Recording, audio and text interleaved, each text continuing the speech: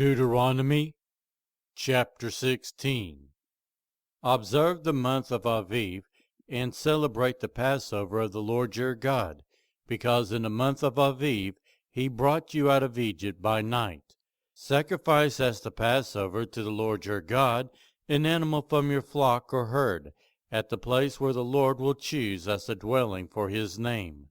Do not eat it with bread made with yeast, but for 7 days eat unleavened bread, the bread of affliction, because you left Egypt in haste, so that all the days of your life you may remember the time of your departure from Egypt.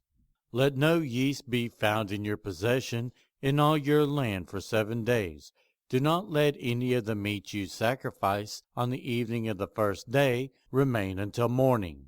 You must not sacrifice the Passover in any town the Lord your God gives you, except in a place he will choose as a dwelling for his name.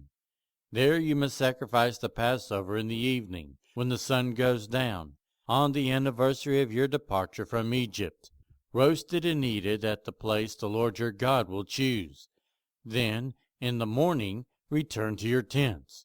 For 6 days eat unleavened bread, and on the 7th day hold an assembly to the Lord your God, and do not work. Cut off 7 weeks from the time you begin to put the sickle to the standing grain. Then celebrate the festival of weeks to the Lord your God by giving a freewill offering in proportion to the blessings the Lord your God has given you. And rejoice before the Lord your God at the place he will choose as a dwelling for his name. You, your sons and daughters, your male and female servants, the Levites in your towns, and the foreigners, the fatherless and the widows living among you. Remember that you were slaves in Egypt, and follow carefully these decrees. Celebrate the festival of tabernacles for 7 days after you have gathered the produce of your threshing floor and your winepress.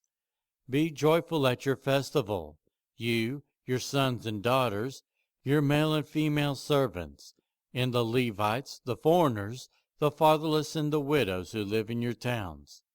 Celebrate the festival to the Lord your God at the place the Lord will choose, for the Lord your God will bless you in all your harvest and in all the work of your hands, and your joy will be complete. 3 times a year all your men must appear before the Lord your God at the place he will choose, at the festival of unleavened bread, the festival of weeks, and the festival of tabernacles. No one should appear before the Lord empty-handed.